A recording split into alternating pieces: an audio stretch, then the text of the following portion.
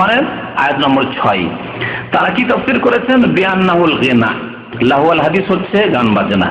ফাকাদ সাহা যালিকা আন ইবনে আব্বাস ওয়া ইবনে মাসউদ, সহিহ সূত্রে বর্ণিত হয়েছে প্রখ্যাত মুফাসসির সাহাবী আব্দুল্লাহ বিন আব্বাস রাদিয়াল্লাহু তাআলা আনহু থেকে এবং ইবনে মাসউদ রাদিয়াল্লাহু তাআলা আনহু থেকে, দুই সাহাবী থেকে বর্ণিত রয়েছে এবং তারা অধিকাংশ আয়াতের তাফসীর সম্পর্কে নিজের উক্তি পেশ করেছেন।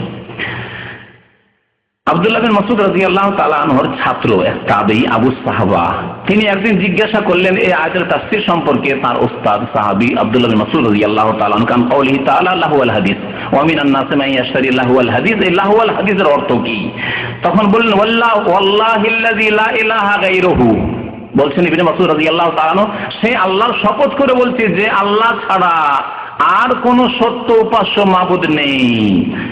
হুয়াল গিনাউ, হুয়াল গিনাউ, হুয়াল গিনাউ, লাহওয়াল হাদিস হচ্ছে গান বাজনা, গান বাজনা, গান বাজনা। ইউরাদ্দিদুহা সালাসা মারা, 3 বার করে তিনি এই কথাটির পুনরাবৃত্তি করলেন। ওয়া হুয়া কাউল মুজাহিদ, প্রখ্যাত তাবেঈ মুফাসসির মুজাহিদ, তাফসীর ইবনে কাসির যেসব ভাইরা পড়েন দেখবেন যে এই সব সাহাবী এবং তাবেঈনদের তাফসীরগুলি বেশি বেশি উল্লেখ করা হয়েছে। মুজাহিদ এবং সাঈদ ইবনে জুবাইর, ইকরামা, এছাড়াও বহু তাবেঈনরা এই লাহওয়াল হাদিসের তাফসীর করেছেন গান বাজনা। হাসান বাসরী রাহমাতুল্লাহ আলাইহি, প্রখ্যাত তাবেঈ, তার কথা শুনেন, তিনি বলছেন নাযালাত হাযিহিল আয়াতু ফিল গিনাই ওয়াল মাযামির, এই আয়াত নাযিল হয়েছে ওয়া মিনান নাসি মান ইয়াশতারি লাহওয়াল হাদিস, গান সম্পর্কে, ওয়াল মাযামির আর বাজনা, বাদ্যযন্ত্র সম্পর্কে, বাদ্যযন্ত্র সম্পর্কে। মুজাহিদ বলছেন এই সাউত, যে দ্বিতীয় আয়াতটি দলিলে পেশ করেছিলাম যে শয়তানের আওয়াজ, শয়তানের কণ্ঠ, বলছেন যে সাউতুশ শায়তান আল গিনা ওয়াল বাতিল, গান বাজনাকে বলা হয়েছে শয়তানের আওয়াজ, শয়তানের কণ্ঠ, শয়তানের সুর বলা হয়েছে, ওয়াল বাতিল, এবং যে কোনো বাতিল কথাকে বলা হয়েছে।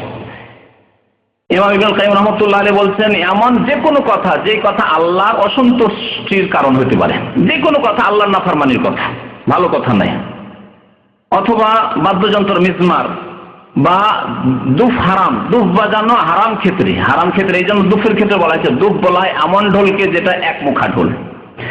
এই একমুখা ঢোল দুফ বা দাফ বাজানো বিয়ের ক্ষেত্রে প্রমাণিত রয়েছে, বিয়ের ক্ষেত্রে প্রমাণিত রয়েছে, আর তাও ব্যবহার করবে মেয়েরা, পুরুষ লোকে নয়। ঈদের দিনে প্রমাণিত রয়েছে, তাও ব্যবহার করেছেন মেয়েরা। জি, আর যদি কোনো বিশিষ্ট ব্যক্তি দীর্ঘদিন পরে এসেছেন, আপনার বিশিষ্ট ব্যক্তি দীর্ঘদিন পরে এসেছেন, রাসূলুল্লাহ সাল্লাল্লাহু আলাইহি ওয়াসাল্লাম যখন জিহাদের ময়দান থেকে দীর্ঘদিন পরে তাবুক থেকে বা অন্য কোনো সফর থেকে যখন মদিনে আসলেন, তখন তার কাছে একবার অনুমতি চাইলেন। দলিল ইনশাআল্লাহ তাআলা সময় থাকলে উল্লেখ করা যাবে, কিন্তু সেদিকে ইঙ্গিত করে দিলাম যে এই 3টি ক্ষেত্রে শুধু এক মুখা তাও তবু ঢোল। এই জন্য আরবদের মধ্যে বিয়ের এলানের ক্ষেত্রে, আমাদের দেশে আমল নেই, আমাদের দেশে হারাম গান বাজনা হয়, হারাম কাজ হয় বিয়ের ক্ষেত্রে, কিন্তু এই সুন্নত হয় না। নবী করিম সাল্লাল্লাহু আলাইহি ওয়াসাল্লাম বলছেন ফাসলু মা বাইনা আন-নিকাহ হালাল ওয়াল হারাম, হালাল এবং হারামের মাঝে পার্থক্য। হালাল হচ্ছে বিবাহ, বিবাহ বন্ধন, আর বিবাহের মাধ্যমে যুবক যুবতীর সম্পর্ক হালাল, আর হারাম হচ্ছে ব্যভিচার, জিনা। এই জিনা এবং বিবাহের মাঝে পার্থক্যকারী হচ্ছে আযযারবু বিদ্দুফে, দুফ বাজানো। তাহলে জানতে পারলো যে অমুকের বাড়িতে দুফ বাজছে, বাড়িতে মহিলারা একমুখা ঢোল বাজাচ্ছে, তার মানে এই বাড়িতে বিবাহ শাদী আছে, এই বাড়িতে বিবাহ শাদী বিয়ে হয়েছে। আর যদি চুপি সরে বিয়ে শাদী করিয়ে দেওয়া হয় একা একা, যদি আমাদের দেশে বরযাত্রী দিয়ে হইচই করে খাওয়া দাওয়া করে জানা হচ্ছে, কিন্তু সুন্নতি তরিকা হচ্ছে এইভাবে জানান না, শুধু পাত্র আসলো আর এসে প্রস্তাব দিল, আপনি বিয়ে পড়িয়ে পাঠিয়ে দিলেন, কোনো ঘোষণা হলো না। তারপরের দিন যদি আপনার মেয়েকে বা আপনার বোনকে ওই পাত্র নিয়ে যাচ্ছে, গ্রামওয়ালা কি করবে? মারধর শুরু করে দিবে না? মারপিট শুরু করে দিবে, যারে কি ব্যাপার, এই মেয়েকে কেন নিয়ে যায়? সুতরাং নবী করিম সাল্লাল্লাহু আলাইহি ওয়াসাল্লাম এলান করতে বলেছেন দুফের মাধ্যমে, কিন্তু এই দুফকে ব্যবহার করে এক শ্রেণীর বিদআতপন্থীরা ইবাদত বন্দেগীর ক্ষেত্রে, গান বাজনার মাধ্যমে তারা আল্লাহর নৈকট্য লাভ করতে চায়। তাদের কথা উল্লেখ করব।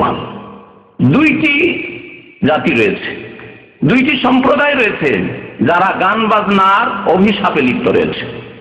একটি দলের নাম হচ্ছে ফাসেক দল, যারা প্রবৃত্তির অনুসরণ করে, যাদের কানে গান বাজনা শুনতে ভালো লাগে, আল্লাহর নিয়ামতকে হারাম কাজে ব্যয় করে, কোরআন তেলাওয়াত শুনতে ভালো লাগে না।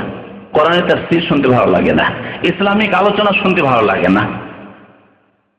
যারা দিনমুখী না, দুনিয়ামুখী, পেটমুখী আর দুনিয়ার ভোগ বিলাসমুখী, এই একটি দল রয়েছে যারা গান বাজনা শুনে আজকাল। আর একটি দল রয়েছে, আশ্চর্য হয়ে যাবে তাদের কথা বললে।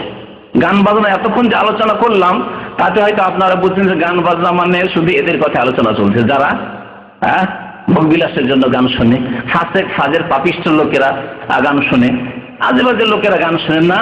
এক শ্রেণীর লোকেরা, দ্বিতীয় শ্রেণীর কথা বলছি, এরা বেশি বিভ্রান্তিকর মানুষের জন্য, এরা বেশি গুমরা করেছে মুসলিম জাতিকে। তারা হচ্ছে সুফিরা, তারা হচ্ছে পীরতন্ত্রে বিশ্বাসীরা। তাদের মতবাদ রয়েছে যে গান এবং বাজনার মাধ্যমে ইবাদত বন্দিগি হয়, আল্লাহ নৈকট্য লাভ হয়, এবং এর মাধ্যমে হাল হয়, ওয়াজদ হয়। এই হাল আর ওয়াজদের পরিভাষাগুলি ও চরমনাইয়ের যে পীরের বক্তব্য এসে শুনলে আপনি পাবেন ওতে। এগুলি হচ্ছে তাদেরই চরমনাইয়ের অনুষ্ঠানে অনেকে লাফ দিয়ে ওই সামিয়ানাতে ঝুলে যায়, স্টেজে ঝুলে যায়, ওগুলো পরে তার হাল হয়ে গেছে আর ওয়াজদ হয়ে গেছে। তো এগুলি হয় কিসের মাধ্যমে? তাদের গান বাজনা শুনলে নাকি। আর মাত্র এক সপ্তাহ হয়নি, কয়েকদিন, 4-5 দিন হলো একটা টেলিফোন আসছে দাল্লাস্তানার দিক থেকে। এক লোক টেলিফোন করছে, বলছে যে একটা প্রশ্ন করবো। কি প্রশ্ন? আশ্চর্য করে দিল প্রশ্ন, কিন্তু যেহেতু আমার বিষয়টি জানা ছিল আপনার আশ্চর্য হয়ে যাবে শুনলে। বলছে, হুজুর যেমন নাকি নামাজ ফরজ তেমন নাকি গান বাজনা শোনা ফরজ। আমি বললাম ইন্না লিল্লাহি ওয়া ইন্না ইলাইহি রাজিউন। প্রশ্ন এইভাবে করা হচ্ছে আমাকে। যেমন কি ফরজ বললাম? নামাজ যেমন ফরজ তেমনি গান বাজনা শোনা ফরজ। সাধারণ মানুষ শুনলে আশ্চর্য, ডাহা মিথ্যা কথা। কিন্তু কথা মিথ্যা নয়, ধর্ম মিথ্যা।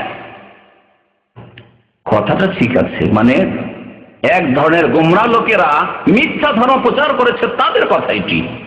ধর্মের নামে বাজারে ছেড়ে দিয়েছে যে নামাজ যেমন ফরজ তরক হয়ে যাবে, তেমন গান বাজনা না শুনলে আধ্যাত্মিক উন্নতি হবে না, হাল হবে না, ওয়াজদ হবে না, কেরামতি হবে না, পাগলামি মাতলামি করতে পারবে না, হ্যাঁ, আর আল্লাহকে পাবে না, মানে ইবলিস শয়তান পাবে না। তাদের আল্লাহ হচ্ছে ইবলিস শয়তান। ওয়াইন্না শায়াতিন লা ইউহুনা ইলা আউলিয়াহিম, শয়তানরা তাদেরকে ওহী করে। তো শয়তানের ওহীর ইশারা ইঙ্গিতে তারা চলে।